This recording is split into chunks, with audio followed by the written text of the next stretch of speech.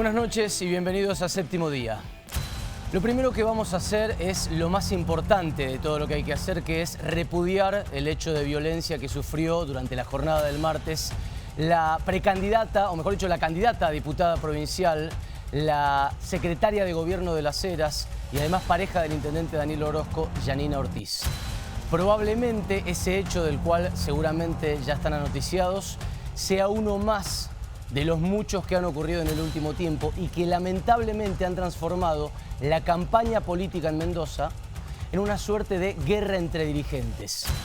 No digo guerra entre coaliciones, ni guerra entre partidos, ni guerra particularmente entre grupos políticos, porque lo que es un enfrentamiento entre un determinado grupo de personas, un grupo cerrado de personas que han encontrado algunas de las maneras más bajas, de las mañas más bajas para hacer política, para entender un proceso electoral como este, en el que estamos todos inmersos, y las han empezado a aplicar de manera, obviamente, muy poco sana para lo que está ocurriendo. Ahora, la pregunta es, por supuesto, cómo detener esta situación que ya se ha desplegado, de la cual ya estamos viendo algunas consecuencias aberrantes. Y la respuesta a cómo detener eso, a cómo frenarlo, que por otra parte debería ocurrir de inmediato, probablemente esté en el accionar de la justicia. La justicia de la provincia tiene que actuar no solo inmediatamente, no solo ahora mismo, sino poniendo en marcha todos los recursos posibles, primero para encontrar a los culpables de los delitos y presuntos delitos que hay detrás, después para esclarecer qué fue exactamente lo que pasó y qué motivos hubo detrás de eso que ocurrió ayer. Debe hacerlo desplegando todo lo que tenga y sobre todo con la ecuanimidad que tiene o creemos debería tener. Esa es la tarea a partir de ahora de la justicia de Mendoza. Primero por lo graves que son estas situaciones, es decir, por lo grave que implican como hechos ya consumados, como elementos del pasado y del presente. Pero segundo, y esto enfatizo que es a título personal, segundo, porque probablemente sea más importante no lo que pasó, sino lo que puede llegar a venir, el efecto que puede llegar a generarse cuando un hecho de violencia termina concatenándose o desencadenando a otros que le quieren venir en contra, a modo de revancha, a modo de venganza o a modo de simple efecto. Frenar un estadio que podría ser peor de esta Mendoza que tenemos actualmente, que ya está viendo lo que estamos contando. Un candidato que sale segundo en la carrera a la gobernación y que dice que el que salió primero es un extorsionador que utiliza la justicia para aleccionar políticamente a otros. Y un gobernador, Rodolfo Suárez, que sale en defensa de esa persona acusada, que es Alfredo Cornejo, y dice conocerlo a fondo y determinar que es una persona intachable que jamás estaría detrás de situaciones como esas. ¿Te suena algo así en el pasado, aunque sea inmediato, de Mendoza? ¿Te suenan situaciones como estas que te estamos describiendo? A muchos de nosotros que vivimos, que respiramos esto todos los días, la verdad es que no nos suenan en absoluto y que nos preocupa, primero, lo inéditas que son y segundo, insisto en esto, lo que podrían llegar a ser a futuro, lo que podrían tener como potencial para desencadenarse desde adentro.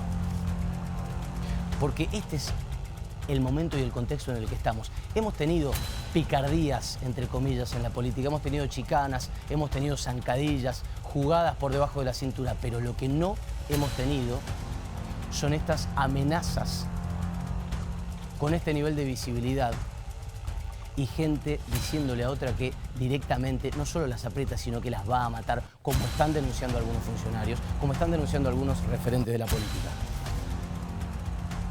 Ojo, porque esto está escalando. Permitime que te cuente por qué está escalando y cuáles han sido los sucesos o la serie de hechos que se viene dando. Una empleada de Las Heras que graba en una situación privada, íntima, supuestamente un funcionario de la misma comuna, un hombre que se llama Osvaldo Llenart y que está a cargo de cooperativas. Cooperativas que le sacan plata al municipio, que le facturan mucha plata para trabajar, en teoría. Mucho dinero. Después, un funcionario, si es que efectivamente es el del audio, que todos sabemos de qué estamos hablando, que le ofrecería a esa mujer en el audio facturarle a la municipalidad dinero sin hacer nada y solo poniendo el nombre de un varón para que conste en los registros porque, y cito casi textualmente, yo manejo todo. Entidades que están siendo investigadas porque un ex colaborador de Orozco, como Fabián Mansur, estaba presente entre los directivos, después estuvo su hijo y en teoría le sacaron más de 20 millones al municipio. Entidades que están siendo investigadas porque el yerno del funcionario del que te hablaba, aquel al que le hacen la cama en ese famoso audio, en teoría, insisto si es que es él, tenía, como te digo, a su yerno, a la pareja de su hija, también facturándole al municipio. Eso constatado. Ahora, la justicia está investigando si detrás no hay decenas de millones de pesos facturados. Dos de las cooperativas apuntadas que, según datos oficiales, tienen domicilios legales en casas abandonadas, una en el barrio Colombia de Las Heras. Janine Ortiz, la mujer golpeada ayer con una denuncia por enriquecimiento ilícito que ya generó una causa judicial. Francisco Lopresti, el rival de Orozco y de su alfil político en Las Heras, también con una investigación en curso en su contra por lo mismo, presunto enriquecimiento ilícito. Ortiz con otra causa, esta vez por coacción, para saber si no obligó a esa mujer a tender esa cama o tender esa trampa de la que se está hablando. Y cierro con tres que me parecen terribles. En esta escalada de violencia y de amenazas, dos empleadas de la comuna diciendo que alguien las amenazó con abrirles la panza con una gilet. Escuchá eso es textual, abrirles la panza con una gilet. Personas que trabajan en un mismo lugar, según la denuncia. Un allanamiento en el que la oficina del principal apuntado es la única que no tiene una computadora. Y fuentes judiciales diciendo que los propios empleados dicen que sí había ahí una computadora y que se la había llevado días antes. Y finalmente lo que nos trae esto, una mujer atacada y que denuncia que la golpearon para que levante una denuncia. Estas son las formas que han encontrado algunos para hacer política en nuestra provincia. Violencia y chantaje.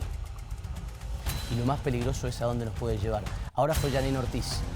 Mañana puede ser De Marchi, pasado puede ser Orozco, después puede ser Cornejo, después puede ser alguien del PJ, después puede ser un periodista, puede ser la familia de cualquiera de los que te acabo de nombrar.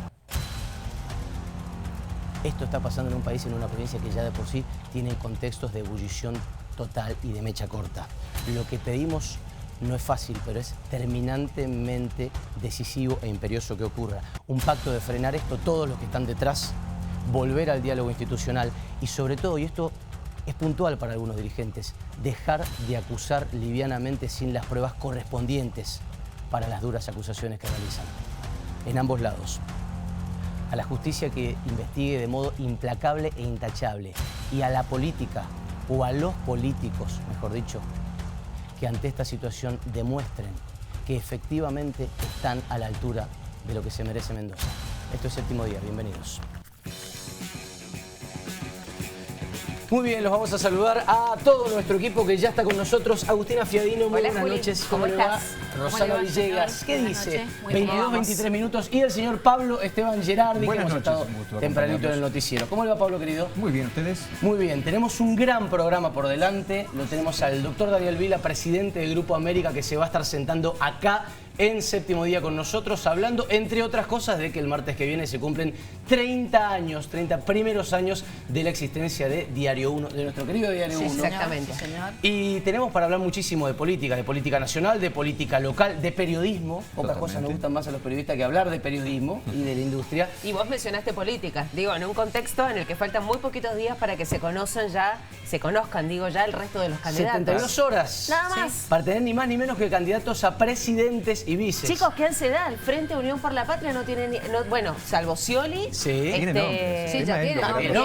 Tiene Scioli, tiene Grabois, que ayer dijo, la condición para que yo me baje es que Guado de Pedro sea candidato. Bueno, y muchos están justamente fogoneando esos nombres, no solo el de Guado de Pedro, sino también el del ministro de Economía, Sergio Massa. Bueno, pará, y hoy la tuvimos... sorpresa de hoy. Claro, eso, Claro. Pablo, ¿qué fue la sorpresa de hoy? La sorpresa de hoy es que un mendocino finalmente va a acompañar a Patricia Bullrich y no era de los dos primeros que se hablaba. Sí, claro. Qué difícil está para el contacto ese mendocino, ¿no? Sí, no Luis Petri está difícil para No se tener atiende el teléfono. Raro hoy. Bueno, era un momento especial de estrellato para Luis Petri, Petri, que en teoría todavía no ha dicho que sí, pero que entendemos por lo bajo ya le ha comunicado a Bullrich que sí va a ser su precandidato, o mejor dicho, sí, su precandidato a vicepresidente de la Nación. Entra Patricia Jiménez en el combo, va a ser la primera precandidata a diputada nacional de Es muy Mendoza. probable, es muy probable. Ahora que su compañero de fórmula es ya precandidato, creo.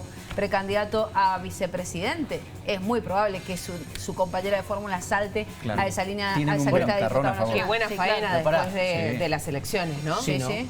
Cómo sí. metió primera, Había segunda, muchos que tercera no y cuarta costaban Petri. ni un peso por Luis Petri. ¿Cómo valió ese 17%? De todo esto vamos a hablar en un ratito. Para cerrar la primera ronda tenemos datos de todos los partidos y de todos los frentes de Mendoza, de lo que piensa hacer el peronismo, de aquellos a los cuales están tratando de seducir en los dos peronismos, si se permite decir, de acá de la provincia de Mendoza, y también en las fuerzas minoritarias. Tengo que harán en la izquierda, tengo que harán los verdes y algún detallito interesante de los libertarios. Totalmente. Compartimos el Twitter para invitarlos a todos que se presenten y que charlen con nosotros en este séptimo día que está arrancando a las 22:25.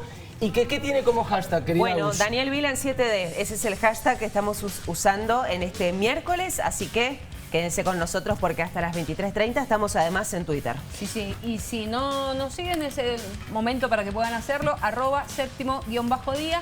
Ahí nos encuentran y allí pueden dejarnos también sus pareceres respecto de todos los temas que vamos tratando. Muy bien, equipo. Muchísimas gracias. 26 minutos pasan de las 10 de la noche, 6 grados 5 décimas. Está con nosotros el doctor Daniel Vil, el presidente de Grupo América, a quien le agradecemos que nos visiten esta noche. ¿Cómo va? Hola Julián, buenas noches. Muchas gracias por la invitación. Por favor, bienvenido. 30 años de Diario 1. 30 años que seguramente son un festejo, son un balance, por supuesto, son una mirada y una apuesta al futuro y a seguir creando. ¿Cómo era en aquel momento, en el 93, si se ponía a pensar cómo iban a ser las 3 décadas de Diario 1? Y la verdad que en aquel momento pensar en 3 décadas era tan lejano, porque cuando arrancamos el 27 de junio del 93, ¿no? Exacto. Del 93, las apuestas eran si durábamos 3 semanas, 3 meses, pero nunca 3 años. Mucha gente hasta querida decía, ¿duran 3 semanas? Sí, había un pronóstico poco auspicioso para el diario en aquel momento, porque bueno, el competidor había cerrado 26 periódicos antes de Diario 1. 26 periódicos habían querido competir. Claro, históricamente, cerrado. en la historia de Mendoza, 26 periódicos habían querido competir y no lo habían podido hacer. Y acá Llegar uno hoy- cumpliendo 30 años. Llegar hoy a los 30 años es no solamente una buena noticia para quienes hacemos Diario 1, sino también para todos los mendocinos, ¿no? ¿Se puede escarbar un poco en esos momentos previos en lo que era, no sé, estar pensándolo, estar comprando maquinaria? Porque hoy hablamos de diario y cuánta gente del otro lado piensa en el digital, piensa en procesos inmediatos, y en ese momento había que pensar en, primero, una infraestructura terrible, en una maquinaria terrible, y en tiempos que eran mucho más largos, todo distinto. Sí, bueno, fue una apuesta donde de alguna manera la tomé yo en términos personales, porque fui yo el que se fue a comprar la rotativa. Primero fui a Estados Unidos, después fui a México, a Colombia, finalmente conseguí una en Colombia. No era fácil conseguir. Hicimos un edificio en la calle Pedro Molina para instalar la rotativa, buscar el diseñador gráfico, buscar los periodistas, entrenarlos. Fue todo un desafío, una tarea que llevó mucho tiempo. En esa prueba y error, ¿qué errores hubo? Muchos, errores muchos. ¿Alguno que Hasta se que acuerde? aprendimos, sí, porque este es un oficio, una profesión muy difícil. Pero bueno, poco a poco fuimos tomándole la mano al negocio y gracias a Dios podemos llegar a los 30 años. Hablar de periodismo es hablar de política, y en Argentina es particular quizás esa relación. Pasa en todos los países, pero en esta tiene tintes muy específicos de nuestro país, de nuestras formas. ¿Son muchas las presiones, le pregunto como presidente ya de un grupo de medios, son muchas las presiones de la política que hay que soportar, sobre todo cuando uno está arrancando con un medio como era ese inicio del diario? Sí, en aquel momento te diría que sí, había muchas más presiones que ahora. Hoy ya, digamos, estamos hablando de un grupo consolidado que tiene una línea, que la gente más o menos sabe por dónde va. Con otra espalda también. Con otra espalda, Grupo América ha tomado una decisión de transitar un camino que es el de la no militancia, en la política, en términos de política, ¿no? Y yo creo que eso la política lo tiene claro, con lo cual las presiones ya no son como antes, ¿no? ¿Hubo un momento en que lo hicieran sufrir esas presiones durante estos 30 años, 15, 20? Sí, fueron momentos duros. Por ahí, algunos momentos muy duros, muy duros. ¿Alguno que se pueda contar, quizás no con nombre y apellido del dirigente? Y hay uno, el más duro que recuerdo fue una pelea con el expresidente Néstor Kirchner, ¿no? Ese tal vez fue el momento más duro en la Casa ¿Año? Rosada. ¿2008? No, 2005 creo que fue. 2005, Era 2006. presidente Kirchner todavía. Claro. Y fue por una publicación de... Era el momento de mayor fuerza política de Néstor Kirchner. Absolutamente.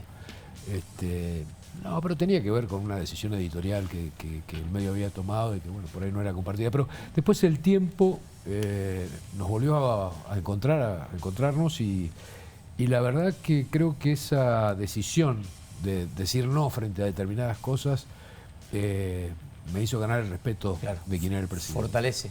Sí. El kirchnerismo ha cambiado mucho en este tiempo, hablando de eso, y el vínculo de muchas personas con lo que representa, con lo que es el kirchnerismo también. ¿Cuál es su relación hoy? ¿Cuál es su mirada hoy? ¿Sobre el kirchnerismo? Sí, ¿a dónde se para respecto a lo que es como movimiento? Bueno, yo creo que cumplió una etapa en la Argentina, ¿no? Esto es una opinión muy personal. Yo creo que cumplió una etapa buena en algunas cosas, criticable en otras, pero para mí es un proceso que tiene que mutar, que tiene que cambiar. Aquellos valores, aquellas cosas que rescataba hace 10 o 15 años, hoy ya no son válidas. ¿Y las puede rescatar o tiene que hacer una mutación que ya sea decisiva casi de correrse del primer yo plano? creo que tiene que mutar, tiene que actualizarse. Hay premisas que está proclamando, rescatando el kirchnerismo que hoy día casi están pasadas de moda. ¿Por ejemplo? Qué sé yo, tantas cosas a discutir, no sé, a ver, la discusión que dimos sobre el matrimonio igualitario es una cosa superada, ¿no? Son discusiones que la sociedad me parece que ya la pasó. Tenemos otros problemas por delante, tenemos la pobreza, tenemos la desocupación, la inflación. Yo creo que esos son los temas que le importan hoy a la sociedad, ¿no? Y me quedo un segundo en el kirchnerismo, pero volviendo a lo que es nuestra tarea. Siempre se ha hablado de una mirada demasiado crítica de ciertos sectores kirchneristas hacia la tarea del periodista, quizás una generalización de algo que no les gustaba de ciertos sectores de la prensa, llevado a toda la tarea periodística en general. Lo primero que quiero preguntarle es si lo padeció como hombre de medios y segundo, cuál es la mirada de lo que ha pasado en ese vínculo. Sí, el kirchnerismo cree en el periodismo militante, básicamente cree en el periodismo militante. Y todo lo que no sea militancia es como que lo fustiga, lo hostiga. A mí no me parece bien eso. Yo creo que el periodismo cumple una función, un rol muy importante. A veces uno puede estar de acuerdo con alguna opinión y otras veces no, pero lo que no se puede hacer es dejar de oír, dejar de escuchar. Y en esto, tanto el kirchnerismo como también el macrismo dejaron de escuchar hace tiempo, ¿no? Es como que hablan de los dos lados, Sí. y no escuchan. Y yo creo que la sociedad, uno de los reclamos que tiene la sociedad sobre la política es ser escuchados. ¿Observó el momento en el que algunos medios decidieron tomar partido por un lado o por el otro? Es eso del sesgo de confirmación. Medios que hacen periodismo porque saben que tienen a un nicho al cual le hablan y respecto al cual saben en teoría lo que quiere escuchar. En ese momento en el que muchos se definieron para un lado, otros para el otro, y ustedes, o usted, no lo sé, decidió, nosotros nos quedamos en un lugar y en una forma de encarar la profesión. ¿Tuvo miedo de que eso le trajera pérdidas económicas, pérdidas de rating, pérdidas de audiencia? ¿Se valoró? Sí, por supuesto. Siempre es más fácil ubicarse en los bordes, ¿no? De los bordes se tiran los extremos y es más fácil tirar piedras desde los extremos. Porque aparte, en el medio cobras de los dos lados. Exactamente, exactamente. Pero lo valoramos, fue una decisión editorial que tomamos porque no creíamos en el periodismo, como decía recién, el periodismo militante, y creo que se desvirtuaba la verdadera función del periodismo, ¿no? Que es mirar lo que pasa y tratar de hacer un relato lo más objetivo posible. Y que después, bueno, el televidente, el lector, el oyente saque sus conclusiones.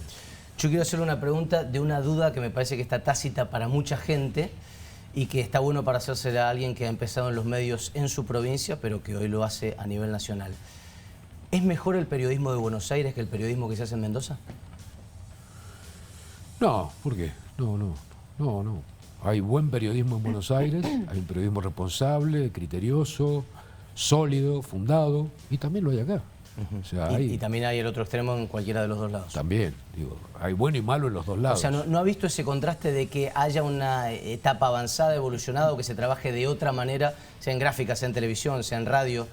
No, tal vez hay un poco más de recursos económicos para trabajar, pero no, yo creo que, por lo menos en las provincias que yo conozco, en Mendoza, en San Juan, en su momento en Rosario, en Santa Fe, en Entre Ríos, yo he visto muy buenos periodistas haciendo un trabajo muy serio, también he visto malos, obvio. Por supuesto. ¿no? Claro. Pero mi experiencia del periodismo en el interior es que se hace muy buen periodismo. Y voy por otra de contraste, ya que estamos hablando Además, usted sabe, porque lo he invitado a Buenos Aires a que venga a hacer periodismo, así que... Es verdad, es verdad. Me lo quiero robar. Otra de contrastes que tiene que ver con antes y ahora, hablamos de 30 años de Diario 1. ¿Se hacía mejor periodismo antes? Yo creo que estaba menos ideologizado el periodismo antes, por esto que decía recién, ¿no? Y si me apuras un poquito te diría que sí, por esto de que no había tanta pasión por la ideología. Había una cuestión más objetiva. ¿Pero es pasión o es exageración en algunos? Bueno, es una pasión exagerada. Sí. Es una pasión No, pero exagerada. hablo de impostación No, en yo algunos creo- periodistas. Yo creo que hay una impostación también, pero hay una ideología. Claramente hay sectores, no todos, sectores, que hacen su trabajo desde una cuestión ideológica. Quiero invitar a Agustina, a Rosy y a Pablo a que hagan alguna pregunta de periodismo. Yo hago quizá la última de ese tema en sí, y después estaría bueno seguir hablando de los 30 años del diario. Hoy casi se habla eminentemente de una sola cosa en torno al futuro del periodismo, y es la inteligencia artificial. Si la inteligencia artificial es capaz de reemplazar al buen periodismo, si es capaz de darle herramientas, si creyendo que nos va a dar herramientas nos va a terminar traicionando y dejándonos a todos sin laburo. ¿Cuál es su mirada sobre eso? No sabemos tanto de cuál es el potencial de eso, y sin embargo a algunos nos da miedo, a otros nos produce incertidumbre, a otros les encanta, no sé. Sí, bueno, es un tema muy novedoso, ¿no? Es un tema que todavía no tiene todas las respuestas. No solamente aplicado al periodismo, digo en general. Tal cual, sí. Digo en general. A mí en lo personal, por lo poco que conozco, me genera miedo. ¿Miedo de? Miedo de que en algún momento las computadoras se nos independicen Es que es y el nos miedo que hay. saquen, ¿no? Es el miedo que hay. Entonces eso me genera cierto temor, ¿no? Pensar que hoy el mundo está tan conectado, que no es loco pensar que mañana puedan tomar el control de la sociedad el mundo de la inteligencia artificial. Sí. A mí me queda un resquicio de, esto es muy personal, de esperanza en decir, bueno, esa inteligencia no va a llamar a una fuente y la va a convencer de que confíe en mí para contarme algo. Salvo que tengan la capacidad de meterse e infiltrarse en los teléfonos, pues ya no sería periodismo, sería espionaje. Y digo, ¿cómo van a hacer para hacer ese periodismo fino y que solamente puede ser humano? Sí, pero yo no lo pienso solamente en términos del periodismo, No, yo lo pienso un poco más allá. Claro, sí. Digo, mañana las computadoras toman el control de, no sé, el Pentágono, por decir algo. Y hasta pueden disparar misiles, Sí, claro. bombas nucleares.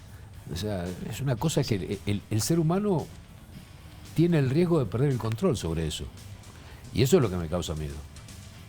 Fuerte estar entregando posiblemente estar entregando ese poder. No sé quién quiere arrancar. Agus, Pero Fiorino. ahora, en el mientras tanto, ¿qué hacer con la inteligencia artificial? Porque algunos pueden pensar, si yo me quedo afuera, pierdo. No tiene ningún sentido negarlo, ¿no? No se puede negar si es Claro. un dato de la realidad, pero Claro. para los chicos... en El colegio- peronismo diría que hay que usar el sistema para pervertirlo. No sé, pero para mí es un jeroglífico, digo la verdad, soy un neófito en el tema, conozco muy poquito, le tengo respeto y me causa temor. Bien. Chicos, no sé si Pensaba en esto que planteaba Daniel de que antes quizá el periodismo tenía menos ideologización que ahora. En pos de la aceleración, ¿no? Nosotros pasamos de ser un diario de papel a un diario digital. En pos de la aceleración, de salir primeros y demás, ¿se ha perdido también la calidad de cierto periodismo? Digo, de ese periodismo que quizá chequeaba mucho más antes de salir con un título. Sí, porque vos fíjate que antes era importante la primicia, ¿no? Los periodistas se peleaban por la primicia, hoy la primicia no existe. No, claro. Porque las redes sociales han hecho que se transforme cualquier noticia en primicia en el momento que alguien la publica en la red social. Pero también, a propósito de las redes sociales, yo creo que interfiere en la tarea periodística. En este apuro a veces que tenemos por llevar adelante alguna información, me parece que falta el chequeo suficiente, falta profundizar la información, falta verificar las fuentes. Que es el plus que le podemos dar los periodistas también, ¿no? Exactamente, que es el plus que deberíamos darle, porque ¿qué pasa? Las redes han tomado una importancia en la sociedad muy grande. Ahora, esto no quita que las marcas periodísticas sigan teniendo gran relevancia. si cuando alguien quiere ir a informarse A un y saber diario, si algo o a un- es una fake news o es una noticia real, va y busca la marca, ¿no? Va y busca Diario 1 o busca Los Andes o Pasó busca... mucho durante la pandemia incluso, en una Búsqueda de la época de verdad. muchas fake news. Claro. Bueno, revalorizó a ciertas marcas Totalmente. O periodísticas, sea, claro. nosotros sentíamos eso, por supuesto que debe haber pasado lo mismo en todos los medios del Grupo América, esta necesidad de ir a la fuente, ir al canal, ir al diario, ir a la radio, prenderlo y escuchar efectivamente qué es lo que estaba pasando y cómo me muevo. Sí, tal cual. El público hoy cuando quiere corroborar o ratificar algo, enseguida va a buscar o el canal de televisión, Sí. a ver la noticia o la radio, o va a los portales de internet, pero a las marcas. Tal cual. Claro. Vas a lo que reconoces y a aquello en lo cual Que te da confías. seguridad. A lo que te da crees, seguridad. en lo que que no te va a crees, mentir. claro. Por eso es tan importante la tarea del periodista que trabaja en medios con marca, de ser serios, de buscar las fuentes, de no cometer errores. Sí. ¿no? Por eso es De tan sostener la importante credibilidad. sostener la credibilidad de la marca. ¿Hasta exactamente. qué punto, doctor, esto que usted planteaba recién del periodismo militante tiene que ver también con los cambios en la industria? Teniendo en cuenta, a partir de redes sociales, de los cambios mismos de la modernización, la tecnologización, se ha ido perdiendo un mercado en los medios tradicionales. Da la impresión de que ha sido simultáneo con que determinados medios, pools de medios o periodistas se han ido acercando y asociando cada vez más al poder, quizá en aras de la subsistencia. ¿Cómo ha visto esos procesos? Bueno, es parte de lo que digo. ¿no? Aquellos periodistas que se acercan al poder, de un lado o de otro, hacen militancia, ya dejaron el periodismo. Es otra cosa, se llama de otra manera. El periodista que se mantiene en un medio, que mantiene su prestigio, su nombre, seguramente tiene relevancia. Ese no pierde la relevancia. Vuelvo a decir, desde mi punto de vista, creo que la militancia en el periodismo es un error. Es perder la esencia del oficio. Me salgo del periodismo, después me gustaría volver un segundo al Diario 1 porque para mí me quedó viendo alguna anécdota de lo que han sido en estos 30 años, una, no sé, jugosa de la previa, de cómo se armó, pero me voy un segundo a política nacional. Hace poco Cristina habló en uno de esos 2 o 3 discursos que viene dando en las últimas 4 semanas de una generación diezmada, más allá de a lo que hacía referencia y que tenía que ver con lo que ocurrió en la dictadura y con ciertos cuadros del Frente de Todos, ahora de la Unión por la Patria, hizo referencia a generaciones de políticos, es decir, a camadas de políticos con sus características. En 30 años, en más de vivirla desde distintos puntos de la política, ha visto la generación del 80 y del 90, la del 90 y la del 2000, y la generación actual. ¿Hay alguna que sea mejor que otra? ¿Hay alguna que tenga más códigos que otra, que tenga más suciedad que las otras? Porque nosotros hoy estamos conviviendo con esta generación. ¿Qué diferencias hay?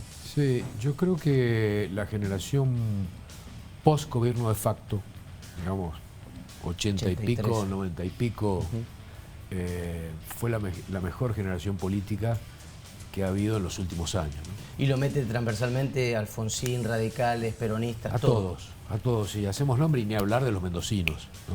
Mendoza en esa época generó una cantidad de políticos que tuvieron trascendencia no solamente local, sino nacional, enorme. Algunos me gustarán más, menos, pero te hago nombres y te nombro de corrido, no sé, 10, 15, 20, 8, pero un montón. Llevamos, perdón, interrumpo un segundo, tenemos 10 gobernadores desde la democracia en Mendoza. Sí. ¿Tiene uno favorito? No tengo ninguno favorito. Pero si estuviera estaría más cerca de aquella vieja época, entre los 80 y 90.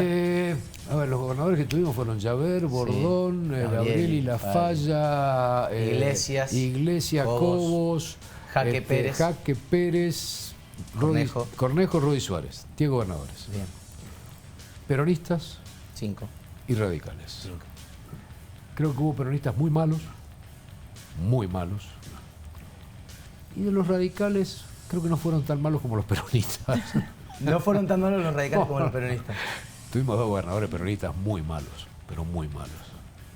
Voy a dar los nombres porque no me había callado. Yo, si no le iba a preguntar No. quería dejar ese segundo. No. ¿Viste la ley de que siga, la ley de ventaja? Yo creo que 3 gobernadores peronistas tuvimos muy malos y te los puedo justificar. Uno fue Arturo Lafalla. Arturo Lafalla descabezó la policía y empezaron todos los problemas de seguridad en la provincia. Perdimos 2 bancos, el Banco Mendoza y el Banco Previsión, en su gestión. Metió presos a 20 empresarios y desapareció la dirigencia empresaria de Mendoza. Desapareció. Y te puedo seguir nombrando. Yo creo que de los gobernadores ese fue el peor, de todos. Y después las gestiones de Celso Jaque y de Paco Pérez fueron muy malas, muy malas. En estos 10 gobernadores, bueno, ese es mi balance, muy personal, Sí, no, claro. muy personal, pero es lo que yo siento, es lo que vi, es lo que me tocó vivir. Hasta acá, en ese decálogo que hizo interesante, habló de errores de gestión, pero también hay errores voluntarios que tienen que ver a veces con la corrupción o con mirar para otro lado. Del 1 al 10, para alguien que está en el lugar en el que está usted y que ve y que tiene contacto con dirigentes, ¿qué tan sucia está la política de la Argentina hoy? ¿La política de Argentina o de Mendoza? Bueno, arranquemos por Mendoza. Mendoza era una provincia que no conocía la corrupción. No había corrupción. en ¿No había Mendoza. corrupción en Mendoza? No había corrupción en Mendoza. ¿Hasta cuándo? Hasta hace algunos años, pocos años. La corrupción se instaló en Mendoza hace pocos años. Mendoza era una provincia muy limpia, muy transparente. Fuerte definición. Los gobernantes de turno les importaba más el prestigio, ejercer el poder, que el dinero. Y eso cambió. Y bueno, estamos viendo ahora los carpetazos que se tiran de un lado y de otro. Pero eso no existía en Mendoza. Y en términos nacionales sí, yo creo que también se ha degradado la política. No es bueno, por algo la sociedad está tan quejosa, tan enojada, porque la sociedad no es tonta. Mira y ve lo que pasa. Y para colmo, la política, al carpetearse todo el tiempo, se ha degradado. Tal cual. Y al degradarse la política, la gente tiene razón en enojarse. Y eso es lo que está pasando. O sea, ese es el nivel también de Es sociedad. uno de los problemas. Ahora, se ha hablado mucho de que uno de los efectos de eso, de lo que estamos hablando, de ese enojo, de que la gente siente, lo hemos dicho en estas palabras, como que hay un blindex, la política de un lado, la gente del otro. Aparecen fenómenos como el de Milei. ¿Con cuánta atención mira a un político como Javier Milei? Que por otra parte, yo la primera vez, el primer recuerdo que tengo de haberlo visto y que me llamó la atención fue en Intratables. Creo que fue uno de los lugares donde se le empezó a poner la mirada a alguien que tenía tal nivel de histrionismo, capacidad didáctica, académica de explicar la economía, habrá que ver si es aplicable eso o no. ¿Con cuánta, eso le pregunto, con cuánta avidez o con cuánta curiosidad mira un fenómeno como ese? Yo creo que el fenómeno de Milei tiene más que ver con esto que hablábamos recién, con el enojo social, el descontento social, estar cansado de la política tradicional, de las caras tradicionales, entonces buscar una alternativa diferente. ¿Le preocupa que pueda gobernar? Y para él sería difícil gobernar. Para él sería difícil gobernar porque pensemos que hoy gobernar implica, por lo que yo creo que Acordar. viene, implica acuerdos, implica consensos, implica buscar lugares en común para poder juntarse y poder resolver los problemas. Y me parece que él no tiene la personalidad para generar esos consensos. Pero bueno, alguna vez le toca ser presidente y yo estoy equivocado. Claro, podría ser que el hombre sepa. Puede ser, Sepa claro, verdad. puede ser. Vamos a abrir la mesa, no sé quién quiere seguir preguntando. Estamos con el presidente del Grupo América, el doctor Daniel Vila. El martes cumple 30 años Diario 1. Bueno, Chicos, quedémonos en el marco de las candidaturas. Decíamos al principio de este programa que Unión por la Patria tiene nombres, tiene algunos confirmados, el nuevo frente, ¿no? El ex Frente de Todos, pero todavía se espera alguna definición en torno a dos referentes muy importantes, Guado de Pedro y Sergio Massa. ¿Su visión al respecto de ellos dos? ¿Le gustaría una fórmula Guado de Pedro, Sergio Massa, Guado de Pedro? Sí, creo que, digamos, lo que tiene hoy, Unión por Todos se llama, ¿no? Unión por la Patria. Unión por la Patria. Unión por Todos fue otra. Bueno, Unión por Todos. Unión por la Patria. Unión por la Patria. Unión por la Patria creo que son los dos referentes más importantes que tiene, ¿no? Uno que es el ministro de Economía y el otro es el ministro del Interior. Sí. Yo, no de hoy, yo hace muchos años que vengo, todo el mundo sabe que Sergio Massa es amigo personal mío. Sí. Y hace muchos años que digo que es uno de los políticos más capaces que tiene la Argentina, muy inteligente, estudia los temas, pero esta es mi opinión personal. Yo creo que sería un gran presidente. ¿Será el momento de Massa? Digo, considerando que la situación económica está muy complicada y que se espera además una negociación con el fondo y dinero que aún no llega. Hay que ver primero si quiere ser candidato, ¿no? Hay que ver, claro. ¿Y totalmente. el amigo qué le sugeriría a Sergio Massa? ¿El amigo? Qué pregunta. Yo le sugería que no fuera candidato. ¿O no? ¿En serio que no? No, que no No fuera hoy. candidato. ¿Pero le jugó en contra ser ministro de Economía antes? No, no. A ver, yo creo que él le rindió un gran servicio al país. Él tomó la economía en un momento en donde no se sabía si el gobierno podía terminar o no. Tal cual. No se cumplieron sus expectativas, sus pronósticos. Él dijo la inflación va a estar en 3 dígitos, en 3 puntos. No estamos en 3 puntos ni cerca, pero llevó el barco en la tormenta y el barco no se dio vuelta, no encalló. Claro. Entonces, creo que ese es un gran mérito. Otro gran mérito fue haber tenido el coraje de agarrar esto sin ninguna necesidad. Siendo presidente de la Cámara de Diputados está mucho más cómodo que siendo ministro de Sin Economía en un duda. país que tiene una inflación Sin duda. galopante. Entonces, eso se lo rescato. De todas maneras, él sea candidato o no sea candidato, creo que se va a transformar en el referente de la oposición o del gobierno. Si es ¿Y candidato. qué panorama vislumbra para fines del 2023? Digo, ¿va el país hacia otro rumbo distinto al que ha marcado Alberto Fernández ahora? ¿Está pensando en que tal vez Juntos por el Cambio podría llegar a imponerse o piensa que tal vez Milei pueda llegar a fortalecerse? Yo creo que la descripción más acertada que se hizo sobre el momento político la hizo la vicepresidenta, cuando dijo acá hay 3 tercios, hay pisos y techos, Sí. y yo creo que es eso, la elección está abierta para cualquiera, puede ser Milei, puede ser Bullrich o Larreta, o puede ser Massa de Pedro, está abierta esta elección. Extrañamente, no ha habido una elección tan rara como esta. Es verdad. Y pareciera que un candidato nuevo como Milei no tenía chances, y bueno, hoy está demostrando que Claro. tiene, no sé si 1/3 o algo parecido, ¿no? Y por momentos hasta los pasa a los otros dos, depende de la encuesta que se mire, por Depende, momentos qué sé yo. cae. Claro, se por considera momentos que ahora cae. está Es como que es un muy fuerte. panorama muy inestable, ¿no? Que se mueve todo el tiempo. Y, a ver, usted no se dedica específicamente a la política, pero ¿qué puede definir cuando está todo tan abierto, cuando el partido está 0-0 y no quedan minutos? ¿Qué es lo que puede definir a la ciudadanía por un candidato? ¿Es una campaña? ¿Es lo que encarna? ¿Es no hacer olas hasta el final? La economía. No lo sé. La verdad, no lo sé, porque está todo tan raro Sí. que si vos me decís una campaña, no creo que hoy a la gente le entre en bala porque le digamos Tal cosa. cosas que después la gente sabe que es relativo si se cumplen o no. Un debate, tampoco. No veo que en un debate alguien vaya a cambiar su voto porque alguien habló más florido o menos florido que el otro. Ganás o perdés 1 o 2 puntos, pero no ganás una Sí, elección. claro, no se gana la elección No. ahí. Entonces, si vos me preguntás qué es lo que puede llevar a ganar o perder, creo que el ímpetu que tenga cada uno al momento de entrar al cuarto oscuro y agarrar esta boleta, esta o esta. Y eso va a ser en el momento que entra al cuarto oscuro. O sea, se define al final de todo. Yo creo que sí. Varias preguntas más sobre la política, o algunas por lo menos para definir este momento. Mucha gente en Mendoza se queja de una discriminación de la nación. Es un reclamo que nace de la política, desde el oficialismo, Cambia Mendoza, lo que encarnan Cornejo y Suárez, y dicen, a nosotros acá nos están jugando en contra, probablemente porque somos de otro sello político. Pero además dicen que es algo histórico. Yo le pregunto desde su lugar como accionista de Denor, porque ha hablado de ciertas inequidades que hay en los subsidios a la energía eléctrica. En Buenos Aires, acá, etcétera. Pasa lo mismo en el transporte, María, que también se mira y dice, bueno, los porteños pagan menos porque las provincias pagan más. ¿Por qué ningún gobierno se dedica efectivamente a resolver eso? ¿Quieren, no quieren? ¿Es una cuenta pendiente? ¿Su opinión? A ver, son distintos sectores, ¿no? Sí, Yo puedo por hablar supuesto. de la energía, del transporte no lo conozco. Tal cual. En el sector de la energía, la verdad que hay una desproporción enorme. Enorme.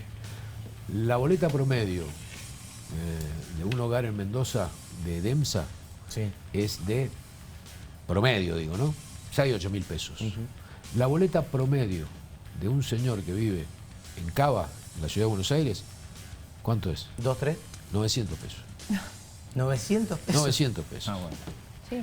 Una hamburguesa, no sé cuánto vale una hamburguesa, pero algo Un parecido. poquito más. Más. Bueno, 900 pesos. Entonces, y eso hay un error conceptual que el contribuyente o el usuario de energía eléctrica cree que eso es un subsidio a la empresa. Claro.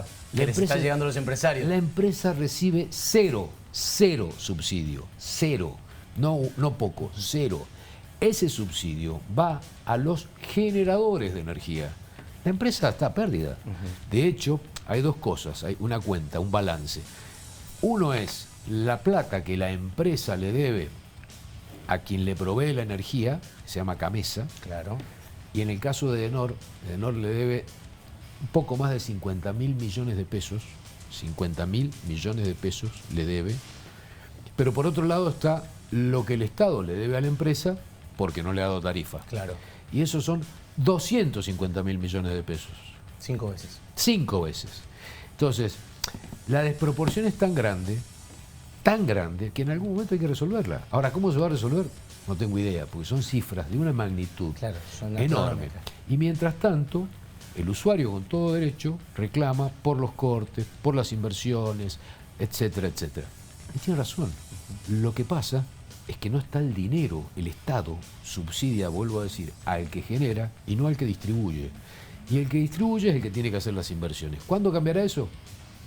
No lo sé. Vuelvo a la mesa para seguir preguntándole al doctor Vila. En ese contexto en el que se habla de discriminación por parte de la nación a la provincia, quería preguntarle su opinión al respecto, si efectivamente lo ve así, si ve que en Mendoza se vive esto del modo Mendoza, como dicen algunos políticos como Alfredo Cornejo, Sergio Suárez, y una cosa de, ellos dicen, de exportar el modo Mendoza al resto del país. ¿Lo ve así? No sé qué es lo que es el modo Mendoza, perdón. Bueno, ellos dicen que es una marca que tenemos en la provincia, que nos identifica, qué sé yo, por cuestiones educativas, por cuestiones de seguridad. Por el orden de las cuentas. Exactamente, digamos. por el orden de las cuentas, entre otras cosas. ¿Lo ve así? ¿Hay un modo Mendoza? Mendoza siempre ha sido una provincia distinta a las demás, ¿no? Una provincia ordenada. Cornejo, hay que reconocerle que ordenó mucho las cuentas fiscales, le puso orden a las cuentas fiscales, pero como que últimamente el modo Mendoza, más con lo que estábamos contando recién, ha entrado en un proceso que a mí personalmente no me gusta. No, ese modo Mendoza no me gusta. Sí me gusta el otro modo Mendoza, ese Mendoza que crece, ese Mendoza que recibe al turismo, que es pujante, ese sí me gusta, este no. Pero recién decía, doctor, que la política se había degradado y marcaba un momento en el que la política mendocina, entiendo, también se degradó. ¿Cuál sería ese momento? ¿Dónde se marca ese hito y por qué cree que llegó a ese nivel de degradación? Bueno, obviamente por la política, y lo marqué cuál. Yo dije que fue la gestión del gobernador Lafalla. Yo creo que ahí fue un quiebre para la provincia. Y ahí, bueno, empezaron a ocurrir un montón de cosas que Mendoza no conocía, que fueron nuevas. Si miramos desde la época, esto fue, Lafalla creo que estuvo a fines de los 90, ¿verdad? Claro. Si miramos desde fines de los 90 hasta acá, el sector empresario en vías de extinción. La política degradándose, cada vez políticos de menor calidad. ¿Qué sé yo? Miremos lo que miremos. La provincia todavía no tiene un destino. O sea, esta provincia, y lo voy a decir y por ahí se van a enojar y que se enoje, esta provincia sin minería no tiene destino. Es como si en la Pampa Húmeda nosotros le prohibiéramos a los señores que viven en la Pampa Húmeda plantar soja o tener vacas. Acá no tenemos ni soja ni vaca, tenemos minería.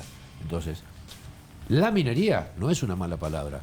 Lo que está mal es explotar la minería sin los controles correctos, necesarios. Pero minería existe en el mundo. ¿Pero qué falta ahí? Decisión política. Y bueno, el gobernador sacó una ley que Sí, duró 15 días. Totalmente, por eso, por eso decisión mismo. política. Yo creo que lo que hace falta primero es concientizar sobre qué es la minería, cuál es la minería sustentable, cuál es la minería que hay que hacer no contaminante, porque si no el mundo estaría contaminado, no sería minería, no tendríamos relojes, Claro. celulares, no sé, no tendríamos nada. Entonces, Y habría países que directamente no tendrían población, porque viven de la minería, viven de la minería al en el 90%. mundo. Lo que está mal es la minería que no se controla, la minería contaminante. Eso, por supuesto que está. Pero acá, con la excusa de que contaminábamos el agua, derogamos una ley que era el futuro para la provincia. Y en algún momento vamos a tener que revisarlo, porque otras provincias, San Juan, muy cerca, lo tiene. Y si no, cada día nos vamos a empobrecer más. Y la minería no es mala palabra. La minería es un recurso natural que se puede explotar y se puede explotar a conciencia. Y que haría esta provincia muy rica. los políticos tienen miedo de esa palabra, miedo de pronunciarla acá, miedo de pronunciarla en campaña, miedo de que les toquen el tema, hasta planean qué van a decir de acuerdo al departamento al cual vayan, algunos. ¿Por qué la política mendocina le tiene miedo? ¿Por qué no hay un gobernador que pueda decir, si voy por este lado, lo sostengo? Es decir, evidentemente hay una cosa tabú ahí que dicen, bueno, que quede para el que viene, y el que viene dirá lo mismo hacia el otro. Hay dos cosas que siempre quedan para el que viene. Dos cosas. Y que son muy necesarias en la provincia. Sí, acá sí. Dos cosas. Dos cosas que todo el gobernador que empieza dice, la voy a hacer y no la hace. Minería. La primera es la minería. Sí. Rodolfo Suárez la hizo. Duró 15 días y lamentablemente la derogó. Y la segunda cosa, que todos los gobernadores dicen, bueno, cuando sea gobernador lo voy a hacer, y después no lo hacen, es la reforma constitucional. Bueno, claro. Suárez también. Sin reforma constitucional, esta provincia no le va a ir bien. ¿Por qué? No porque yo diga que los gobernadores se tienen que perpetuar en el mando, porque la reforma es necesaria a los efectos de un proceso natural. Si yo soy gobernador, me eligen por 4 años. Claro. Si me va bien, me van a elegir por 4 más. Si me va mal, me van a echar a patadas. Claro. ¿Sí? Como pasa en el Ahora, nacional. si soy un muy buen gobernador, pero resulta que la gente ya sabe, mis funcionarios, el público, todo, que dentro de un año me voy, perdí el poder. Claro, el Pato Rey. Ya no puedo hacer nada. Entonces, esta provincia necesita por lo menos un mandato de reelección. Y todos los gobernadores dicen, cuando yo sea gobernador lo voy a hacer. Y nunca lo hacen. Y fíjense, incluso este gobernador, Rodolfo Suárez, cuando hablaba de la reforma de la Constitución, hablaba, y no vamos a tocar ese artículo que implica la reelección del mandatario. Pero además todos dicen, no, yo voy a reformar la Constitución, pero no va a ser para mí. Claro. Va a ser para mal. qué viene. ¿Por qué no va a ser? A ver, porque entiende que es una que se puede leer como una mezquindad pero política. Es que yo puedo reformar la Constitución, sí, pero si la gente no me elige, no voy a ser gobernador, por más que la reforme. Pero parece mala palabra, ¿no? Aquel que diga, voy a tocar ese aspecto, como que la gente le repele. Y puede caer en el análisis. Pero es necesario que haya por lo menos 2 periodos. Pero ¿y por qué cree que no avanza? Digo, porque lo han intentado todos. No lo han intentado, ¿no? Bueno, lo ha intentado? Salieron a decirlo desde el principio, como usted Decirlo marcaba no recién. es intentarlo. Está bien, pero digo, todos como que se mostraban interesados en hacerlo y ninguno pudo avanzar. ¿Cuál sería el freno? Yo creo que les da esa pudor. reforma? Les da pudor que la gente piense que se quieren perpetuar en el poder. Y no es así. Doctor, hablando de todo esto, hay una pregunta que quiero hacerle. Voy a hacer no hemos hablado de Independiente Rivadavia todavía. Ahí voy, tengo 3 claves de Independiente Rivadavia. Pero hay una que tiene que ver con esto. Gobiernos, ¿ha pensado alguna vez en ser gobernador de Mendoza? No. No, porque tendría que reformar la Constitución. Tendría que sacar la ley de minería. Pero nunca ha venido, porque esto pasa mucho, nunca ha venido alguien que le diga, Daniel, tengo una propuesta para hacerte. Sí, alguna vez. ¿Sí? ¿En qué año? No importa. Bien, Es que sí, bien. claro, el año puede desenmascarar quién. El año puede desenmascarar quién, tal cual. Bueno, la verdad es que es interesante hablar de política. Hoy tengo una, no quiero descolgar el tema del contexto sociopolítico, económico y un empresario. Hay como, un momento de crisis que está timoneando Massa y el gobierno nacional, pero hay muchos empresarios que están apostando hoy. Se está viendo un reaprecio del país con una suba en las acciones, como que mirando a mediano plazo hay mucho optimismo. Ustedes del sector empresario que se codea con la gente que invierte, que arriesga, ¿qué está viendo de acá al mediano plazo? Yo creo que lo que se ve para este año es muy atento sobre la elección, quiénes ganan y quiénes pierden, quiénes son los del balotaje, porque ahí es donde se va o no a producir la apertura de un diálogo entre el que gana y el que pierde. Depende de quiénes sean los actores, obviamente. Si los actores son dialoguistas, yo creo que hay un futuro 2024 en adelante para Argentina positivo, porque me parece que esos sectores dialoguistas de la política tienen conciencia que sin diálogo no se sale. Por otro lado, en términos económicos, Argentina el año que viene debería tener un buen año, porque no vamos a tener una sequía como la de este año, si Dios quiere. Vamos a tener en funcionamiento el gasoducto, eso va a bajar el déficit fiscal de una manera que no nos damos cuenta. Claro. porque vamos a dejar de gastar dólares en el exterior. Miles de millones. Miles de millones. Este año gastamos creo que 16.000 millones de dólares. El año pasado 15.000. 15.000 millones el año pasado en comprar fuel oil, gasoil, gas, sí, para tener energía. Bueno, cuando tengamos nuestra propia energía, vamos a dejar de gastar esos dólares y esos dólares van a ir a parar a las arcas del Banco Central. Entonces, no es menor eso. Y bueno, en función del diálogo, que haya consenso, que se baje un poquito el mal humor social, haya un poco más de empleo, se trabaje fundamentalmente sobre la seguridad, podemos tener un año de despegue. Como no le pude sacar una anécdota del diario de los 30 años todavía, voy a ir por una anécdota independiente. Me estaba fijando y en 2 semanas exactamente se cumplen 16 años del ascenso a lo que era la B Nacional. A lo que sigue siendo, la B Nacional se llama de otro modo. Se cumplen exactamente el 5 de julio. Va a ser un miércoles, dentro de exactamente 2007. 2 semanas. Barro, Vivaldo, el Gargantini explotado, estaba el Bati Aranda, si no me equivoco, un montón de esos jugadores que son tótems en la historia de la neta. Ramos. Priotti. ¿Estaba el Lobo Cordone todavía? Cordones, sí. Cuénteme una de ese día, por favor, de lo que fue, los penales. Cuénteme de cómo fue, no sé, levantarse y sabés que a la tarde podés atender. Si no me equivoco, también fue un miércoles o por ahí. Sí, había sonda. ¿Había sonda? Sí. No me acuerdo. Pensé que estaba nublado. No, había un sonda espantoso. Cuénteme desde que arrancó hasta que se abraza la gente adentro de la cancha. Larguísima la historia, porque fue una historia Claro, tuvo de todo en el complicada, medio, claro, sí, porque hubo denuncias, Video videos, que se juega, que no se juega. Viajamos a Madrid, bueno, metieron un amparo desde San Juan, se suspendió el partido, tuvimos que volvimos a viajar, perdimos. Los futboleros la sabemos de memoria, mucha gente que no la sabe, pero es muy larga, no la voy a contar porque es muy larga. La conclusión es que jugábamos un miércoles, creo que hay un miércoles, 5 de julio del 2007, la final con Madrid. En la ida habíamos perdido 1-0 sobre la hora y en el partido de vuelta era a matar o morir, el que ganaba salía campeón. Bueno, en el primer tiempo íbamos perdiendo 1-0, con lo cual en la general llegamos 2-0 abajo. Chao.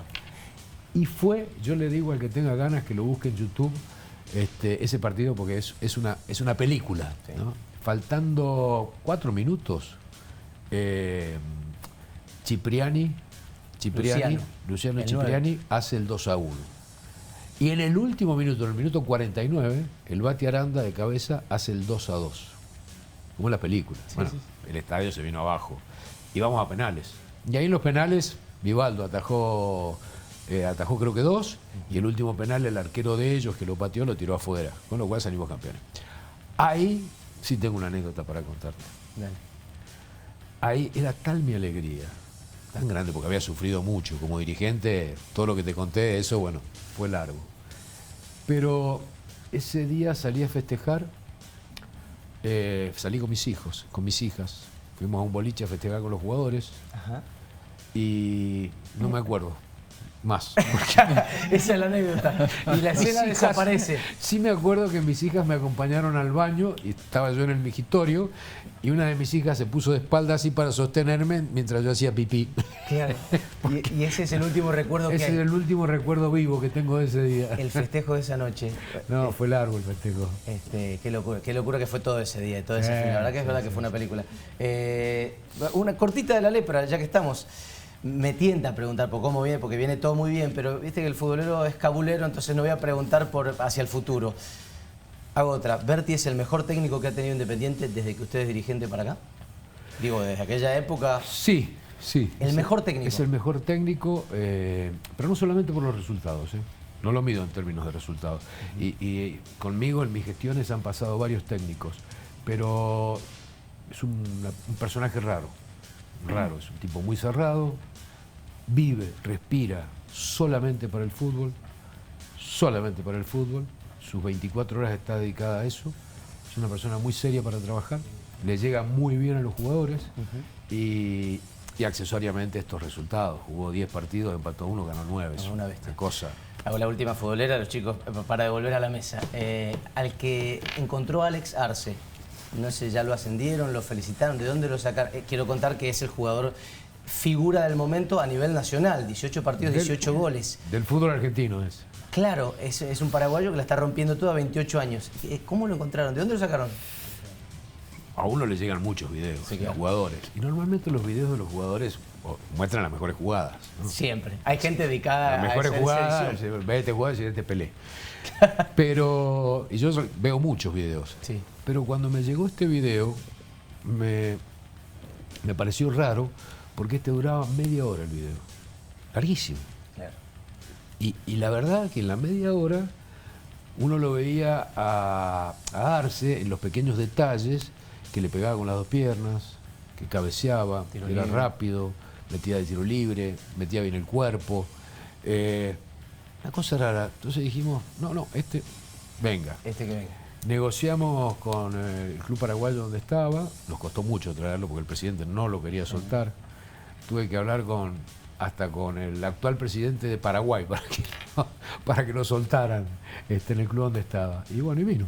Y terminó viniendo. Terminó Pero hablar viniendo. con el actual presidente es un chiste, ¿no? No. ¿Con el actual presidente de Paraguay? Sí. Para que lo Santiago largara. Peña, sí. Sí, para que lo largaran. Y Para llamar y que digo, intercede- Mira, porque- te llamo porque quiero un jugador de fútbol. Bueno, lo que pasa es que el presidente, ¿qué me decía el paraguayo? Me decía, ustedes los argentinos no pagan. Me decía, no, mire, sí le voy a pagar, le voy a dar garantía. Entonces llamé a un amigo, llamé a otro amigo, le llamé a Alejandro Domínguez, el presidente de la Conmebol. Conmebol, paraguayo. Digo, ¿le puedes dar referencia a este señor que sí le vamos a pagar?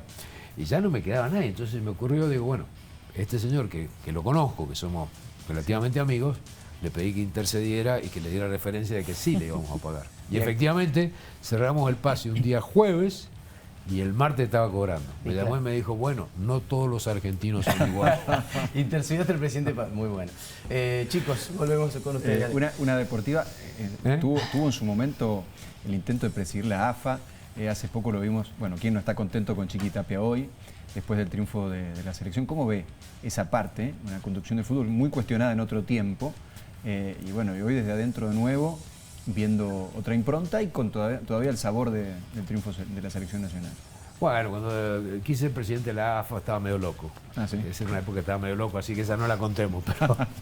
Pero no, hoy yo creo que eso que digo en chiste, eso que hice en ese momento, creo que de alguna manera el tiempo, y lo digo con dolor, me dio la razón. Porque terminaron todos presos. Cayeron uno por uno. Y el que no está preso es porque se murió. Claro. Pero cayeron todos. El grado de corrupción que tenía el fútbol en ese momento era muy grande. Muy grande. Y las cifras que se barajaban eran enormes. Entonces, bueno, esta cosa quijotesca de ir a cambiar el fútbol fue una locura. Pero hoy yo creo que eso también dio frutos porque hoy el fútbol se fue renovando. Si miramos, hay muchos clubes del interior que participan tanto en la Primera Nacional como en la Liga Profesional. Hay un torneo que abarca todo el país y todo esto fue el fruto de esa lucha. Hay muchos dirigentes nuevos, qué sé yo, antes no existían ni los Donofrio, ni te gustarán más menos, pero ni los Tinelli, ni los... ¿viste? Hay muchos dirigentes nuevos, ¿no? Ni los Mansur, ni los Porreta. Entonces, yo creo que esa pelea, que fue muy dura, dio algún resultado. Daniel, yo quería llevar un ratito más a la política. Yo sé que ustedes disfrutan un montón del tema futbolero, pero quería tener su mirada respecto de justamente lo que estábamos diciendo al principio. Hoy, a partir de ayer, en realidad, se conoció un hecho muy violento con una funcionaria de aquí de Las Heras, secretaria de gobierno de ellas, Yanina Ortiz, que fue golpeada y justamente el presunto agresor, aludió a que esto se debía a otro hecho de la política, a otra denuncia de la política. ¿Cree que esto se puede instalar peligrosamente en la forma de hacer política en Mendoza? Yo espero que no, porque Mendoza nunca ha sido así en la política, nunca ha hecho estas cosas en la política. Quiero pensar que es un accidente, quiero pensar que es una excepción, quiero pensar que no se va a repetir y espero que la justicia lo dilucide lo antes posible. Lamentablemente, si esto se dilucida, no va a ser antes de la elección, lamentablemente. Sería bueno que sí, pero no va a ocurrir. Me inclino más por pensar que es una excepción. Me gustaría. Y respecto a los candidatos que han quedado, bueno, ya pasamos las PASO aquí en la provincia. No sé si usted vota en Mendoza o en Buenos Aires. En Buenos Aires. En Buenos Aires. Y si votara en Mendoza nos diría por quién vota. Si votara así lo diría, pero como no voto... Entonces Es le una pueden salida preguntar a quién elegante. vota en Buenos Es una Aires. Sí, salida obvio, elegante. además lo hago público siempre. ¿Sí? Mi voto lo he hecho siempre ¿Ah, sí público. lo ha hecho siempre público? Sí, no tengo problema. Bien. Después, no antes. Ah, después. No, No, claro. ¿se lo podemos preguntar ahora? No, Bueno, no, le después, sacamos después. otra No, invitación. antes no puedo. Bueno, sale con pregunta entonces Agustina Fiadino, porque vota en Buenos Aires. Dale, No, Agus. digo, hablando un poco de los candidatos en Mendoza que ya están definidos, está Alfredo Cornejo, está Omar de Marchi, Omar Parisi, Lautaro Jiménez y me falta uno más. Vadillo. Mario Badillo. Mario Vadillo, del Partido Verde. ¿Tiene alguna afinidad con alguno en particular o cómo ve el futuro de Mendoza en función de los candidatos que tenemos? Me está haciendo la misma pregunta de recién al revés. Bueno, pero tiene una Para reconversión. que después no digan que no repreguntamos. En la Eso es habilidad trampa, periodista. eso es trampa. No, yo creo que, a ver, creo que hay buenos candidatos. La verdad que también hay malos, también hay muy malos candidatos. Pero, digamos, de los importantes, creo que Cornejo es un muy buen candidato, hizo una muy buena gestión cuando fue gobernador.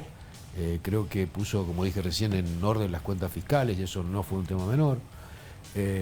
Omar de Marchi también fue una gestión impecable, o En varias, Luján, creo que dos, sí. o tres gestiones estuvo en Luján, impecable, un buen gestor, un buen administrador.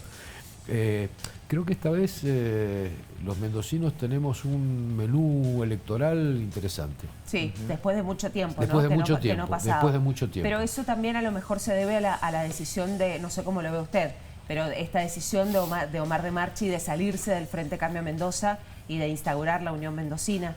Sí, yo creo que, a ver, para el elector mendocino Sí. es una buena noticia, ¿no? Es ampliar el menú. Totalmente. Entonces, creo que eso es positivo, es bueno. ¿Y qué mirada tiene del peronismo mendocino? Digo, porque a diferencia de otros momentos, donde quizá tenía una fortaleza mayor como fuerza política, en las últimas pasos quedó como tercero, y esto no ocurría desde el 99. ¿Cree usted que se ha ido deteriorando también el peronismo aquí en la Sin provincia? duda, ha sufrido una crisis dirigencial enorme, enorme. Y hay un detalle que por ahí nadie lo tiene en cuenta, pero había un gran armador del peronismo a nivel nacional que falleció, que era Masón, el Chueco Masón. Está bien, hoy no tenía muchos ingredientes para hacer una torta, pero porque, digamos, por esto que decimos de que se cayó la calidad de la dirigencia peronista.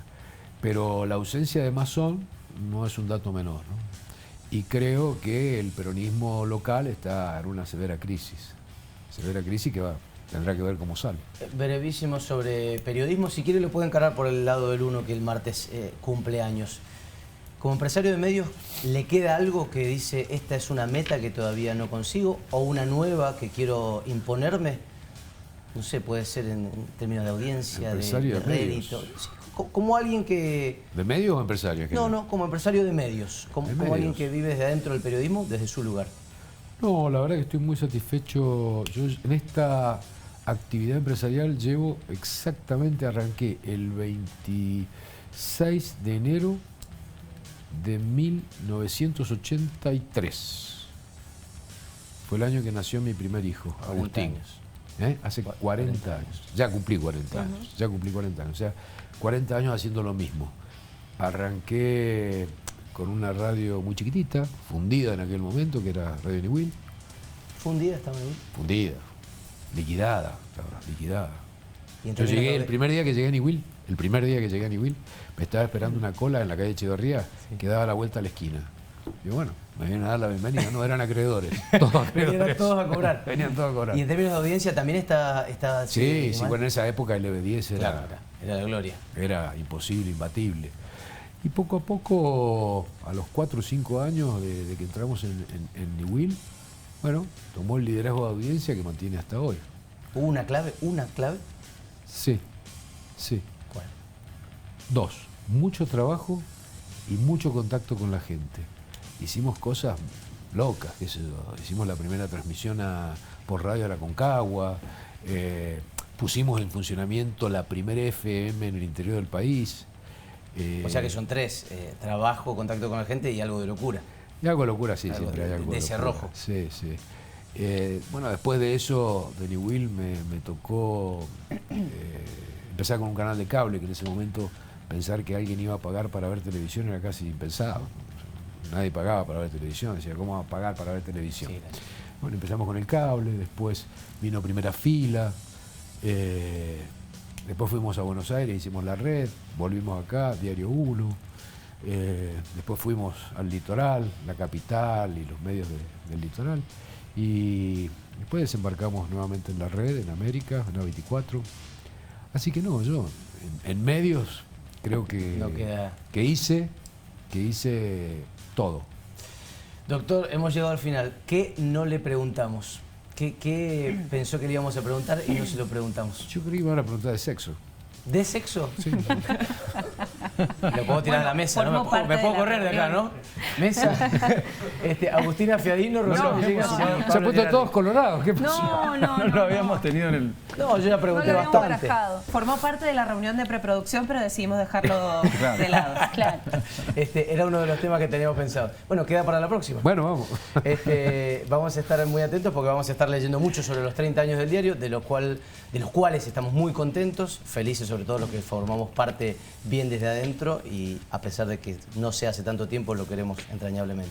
Yo quiero, para terminar, antes que me despidan, quiero aprovechar para agradecerle en estos 30 años de Diario 1 y 40 años de medios a todos los que nos han acompañado, que han sido muchos. Algunos todavía están acá. Y ha sido gente muy leal, en su mayoría, ha sido gente muy trabajadora, que uno le puede poner, digamos, la idea. Uno puede tratar de transmitir la mística, pero esa mística después la tienen que comprar los que hacen los medios todos los días. Hoy les toca a ustedes, y en ustedes les quiero agradecer al resto de sus compañeros por estos 30 años de Diario 1 y 40 años de medios. Así que muchas gracias y feliz aniversario. Gracias, doctor. Gracias. Me quedaron dos cortitas, Sí. así muy breves. Primera, la llegada de Alejandro Spinello acá a Grupo América. ¿Perspectivas de eso?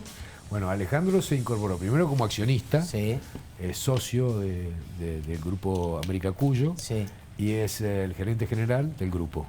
Y estoy muy contento de que él haya aceptado la propuesta que le hice, porque ¿Cómo fue la propuesta? un día le llamé y le dije, Ale, tenés que venir si de esto vos sabés, más que nadie. Sí, ya voy. Y ahí duró 5 minutos la conversación, ¿eh? ¿Así fue? Sí, así, sí, muy rápido. Y bueno, y lo ha tomado con mucho entusiasmo, con muchas ganas, sabe de este negocio, Claro. sabe mucho porque lo ha hecho toda su vida. Así que para él, seguro, un futuro más que auspicioso. Y para nosotros también. Obvio. Vamos juntos. ¿Algún spoiler de ese futuro? ¿Algo que diga esto se va a venir pero ustedes todavía no lo saben? No, no sé, eso pregúnteselo a él. Bueno, El que haga en calidad de presidente, no más. Y nos quedó Tinelli. ¿Cuándo viene Tinelli? Qué buena pregunta. Bueno, se preguntan a Tinelli. ¿Por qué? No, si Dios quiere, a mediados de agosto. Gracias, doctor, por Gracias. haber venido. El doctor Daniel Vila, presidente Gracias. de Grupo América, con nosotros en este séptimo día que se va a la pausa, una pausa muy, muy breve y ya vuelve con todos ustedes. Quédense ahí.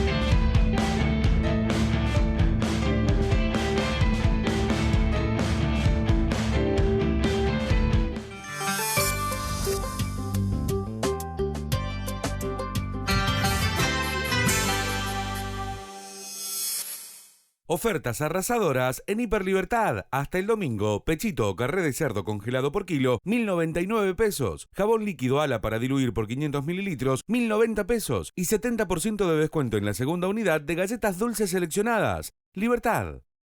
Monóxido de carbono, el enemigo invisible. Ante síntomas como somnolencia y mareos, fuertes dolores de cabeza, zumbido de oídos, náuseas y vómitos, llama al 911 o acudí al centro de salud más cercano. Prevení y protege a tu familia. Gobierno de Mendoza. Rojas, negras, francesita, de distintos colores. Con las uñas vale todo. Lo que no vale es que se quiebren.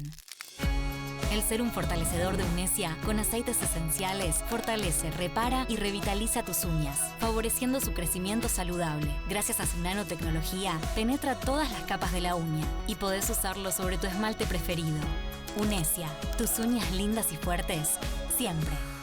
¿Hicieron la tarea? Sí, mamá. ¿Tomaste tu remedio? Sí. Qué bueno que todos están bien. Fiebre, congestión nasal, dolor de cabeza. Ahora nos toca a nosotros cuidar a mamá. Next Forte. Te hace sentir bien. Tiene buen sabor, mamá. Para mí, Muy bueno. Sabor miel y limón. Sabor de amor. Next de Forte, un efectivo alivio para los síntomas de la gripe. Comenzaron las clases y está todo listo. Las ganas de aprender y ganas de enseñar. Yo también estoy lista. Estoy listo para hacer nuevos amigos y amigas. Estoy lista para ponerme en el lugar de los demás. Estoy listo para decir no a los apodos ofensivos y a decir que no cuando algo no me gusta. Estamos listos y listas para decir bullying. En mi aula no tenés lugar. Argentina contra el bullying. Music Mix presenta.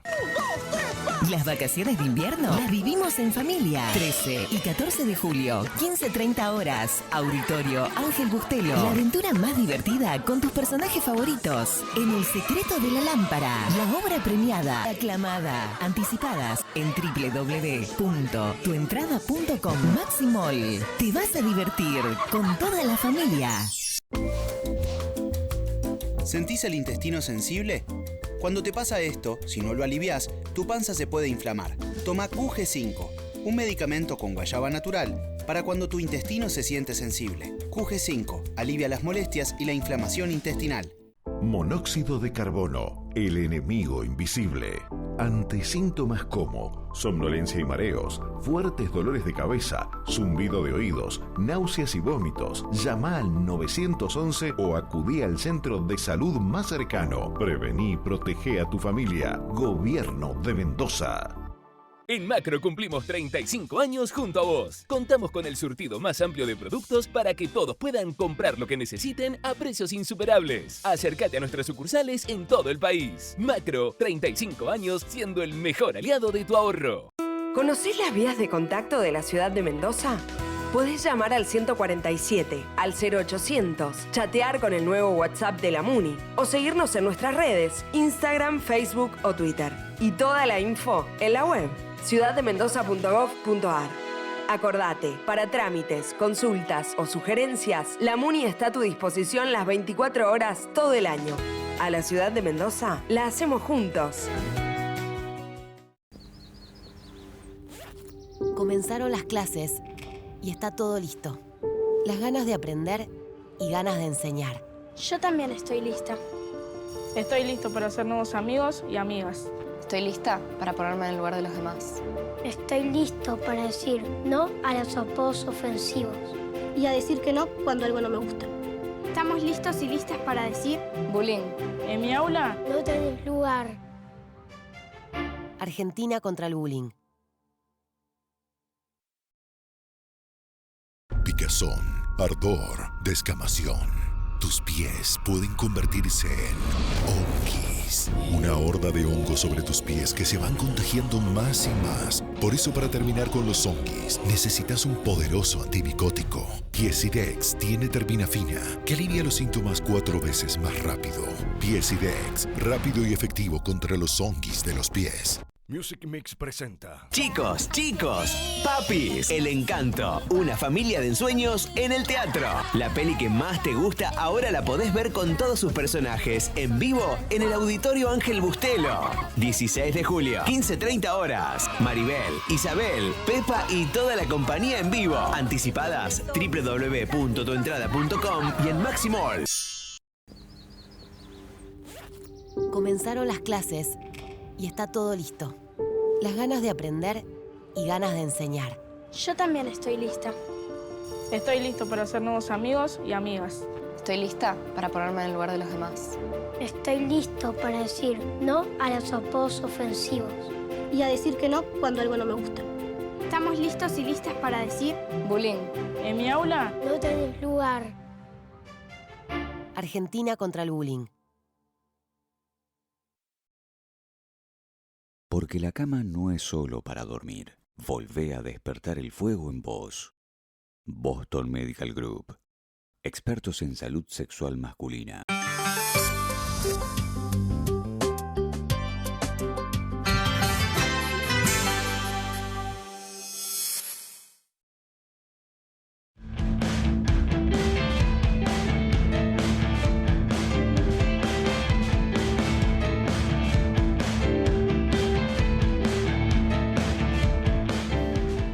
vamos, queda un minuto, teníamos mucho más preparado para el programa, quedará para los próximos, el sábado cierre de Tutti. Claro, eso, resta decir que el sábado a las 24 horas, cuando esté expirando el sábado, hay que presentar la lista de presidente, vice y legisladores nacionales. Bueno, lo que teníamos lo cuenta mañana Agustina Feino en la radio y Enola Mendoza, Rossi en el 1 y en la radio, por supuesto, con Don Tacuto, Gerardi en la radio muy temprano, lamentablemente para él.